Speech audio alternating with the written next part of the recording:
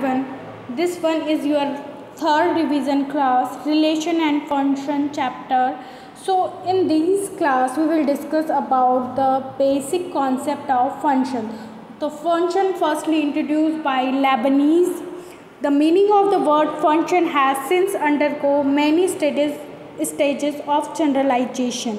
It means क्या होता है, अब हम समझ लेते हैं कि x और y दो एम्प्टी सेट है, ठीक है। तो अभी ये दोनों एम्प्टी सेट है, इसमें अगर हम कुछ वैल्यू फिल आउट कर देंगे तो ये नॉन एम्प्टी सेट हो जाएगा, ठीक है।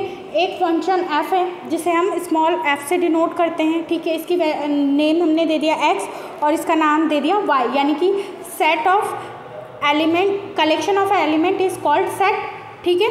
तो यहाँ पे हमने इस सेट को नाम दे दिया कैपिटल X और इसको दे दिया कैपिटल Y, ठीक है। अगर हम यहाँ पे कोई एलिमेंट लिखते हैं, सपोज 1 2 3 4, ठीक है, और यहाँ पे लिखते हैं 2 4 6 8 10, तो अगर हम 1 को 2 से मिलाते हैं, 2 को 4 से, तो ये क्या हम फंक्शन रिप्रेजेंट कर रहे हैं, यानी कि x सेट x का सेट y से फंक्शन, ठीक है। तो 3 को 6, 4 को 8, इसमें एक एम्प्टी भी रह सकता है, एक या दो एलिमेंट जैसे नीड होगी उस अकॉर्डिंग एम्प्टी भी रह सकता है, ठीक है।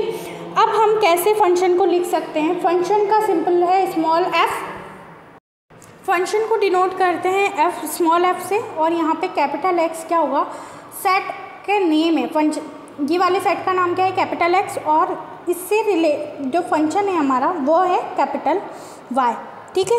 इसको कैसे रीड कर सकते हैं, function defined as set x to set y, ठीक है।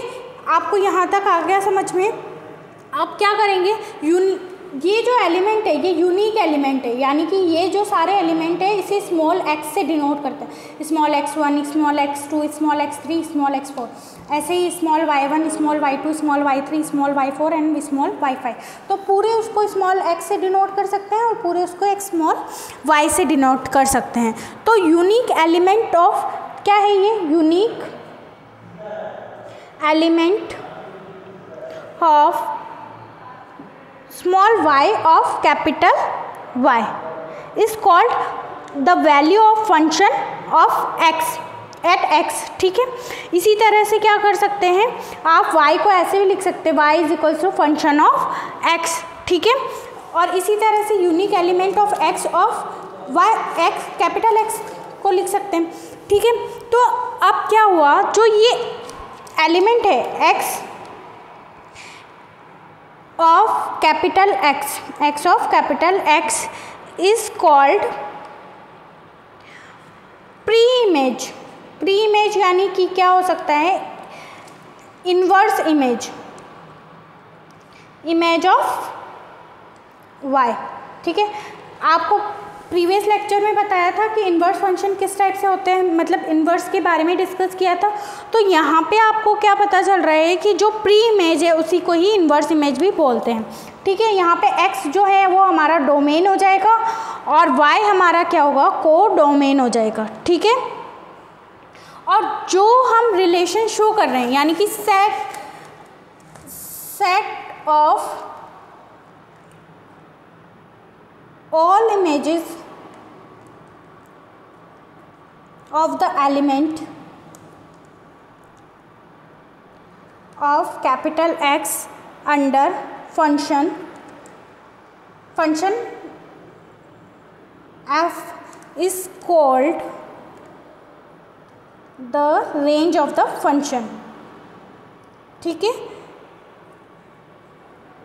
इससे पहले हमने रिलेशन पढ़ा था, रिलेशन में भी हमने डोमेन, को डोमेन और रेंज की बात करी थी। यहाँ हम फंक्शन की बात, यहाँ पे हम फंक्शन में सेम चीज़ कर रहे हैं, डोमेन, को डोमेन और रेंज की बात कर रहे हैं, ठीक है।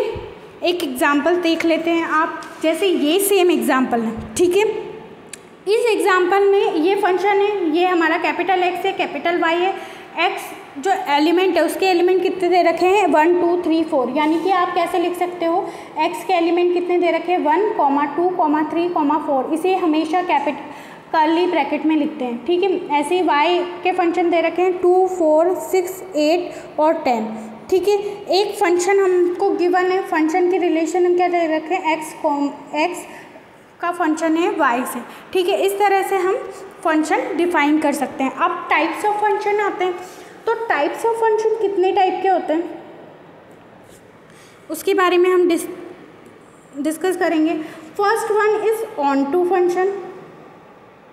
ऑन टू फंक्शन को हम सर्जेक्टिव फंक्शन भी बोलते हैं, ठीक है। Second one is one one function. One one function को ही हम इंजेक्टिव फंक्शन बोलते हैं। और जो वन वन नहीं होता उसे हम क्या बोलते हैं, many one. Not one one is called many one function.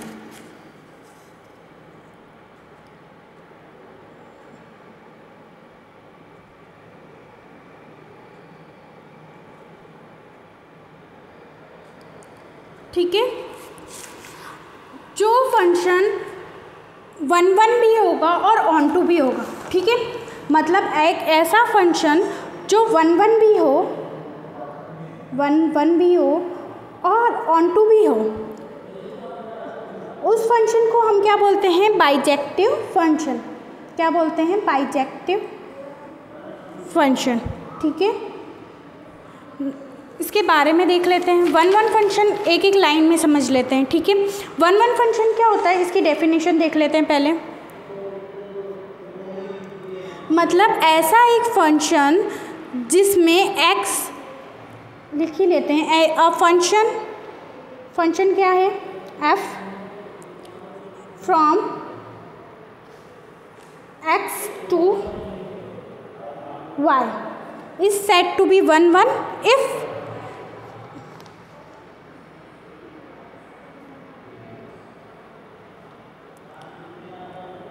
if distinct element of x have distinct image of y.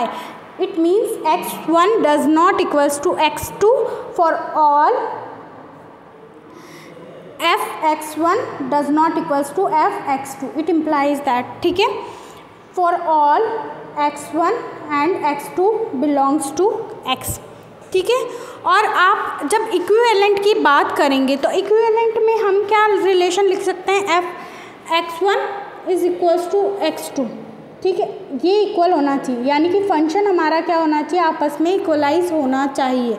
So for all x1 belongs to x2 for capital X। Graphically a function f is one one if the line parallel to x axis, ठीक है। ये important point है, आप note कर लीजिए। If the line parallel to x axis and does not meet the graph